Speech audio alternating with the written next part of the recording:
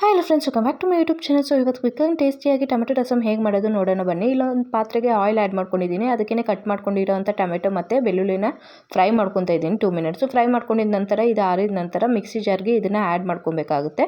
So ಇದು add ಮಾಡ್ಕೊಂಡಿದ ನಂತರ ಅರಿಶಿನ ಪುಡಿ 1 ಸ್ಪೂನು, ಮತ್ತು ಇಲ್ಲಿ ನಾನು ಜೀರಿಗೆನ ಮತ್ತು ಮೆಣಸನ್ನ ಫ್ರೈ ಮಾಡ್ಕೊಂಡು ಪೌಡರ್ ಮಾಡಿ ಇಟ್ಕೊಂಡಿದ್ದೀನಿ.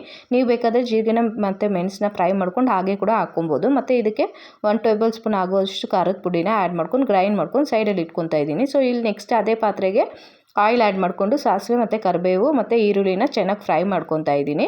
ಸೊ ಇದು ಫ್ರೈ ಆಗಿದ ನಂತರ ನಾವು ಮಿಕ್ಸಿ ಜಾರಲ್ಲಿ ಏನು ಟೊಮೆಟೊ ಮತ್ತು ಬೆಳ್ಳುಳ್ಳಿ ಪೇಸ್ಟ್ ಮಾಡ್ಕೊಂಡಿದ್ವಿ ಅದನ್ನು ಆ್ಯಡ್ ಮಾಡ್ಕೊಬೇಕಾಗುತ್ತೆ.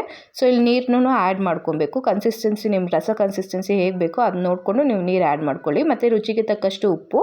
ಸೊ ಈ 10 ಮಿನಿಟ್ಸ್ ಕುದಿದ ನಂತರ ಇದಕ್ಕೆ ಕೊತ್ತಂಬರಿ ಸೊಪ್ಪನ್ನ ಲಾಸ್ಟಿಗೆ ಆ್ಯಡ್ ಮಾಡ್ಕೊಳ್ಳಿ. ಸೊ ಇದೇ ಥರ ವೀಡಿಯೋಸ್ಗಾಗಿ ನನ್ನ ಚಾನಲ್ನ ಸಬ್ಸ್ಕ್ರೈಬ್ ಮಾಡಿ, ಲೈಕ್ ಮಾಡಿ, ಶೇರ್ ಮಾಡಿ. Thank you.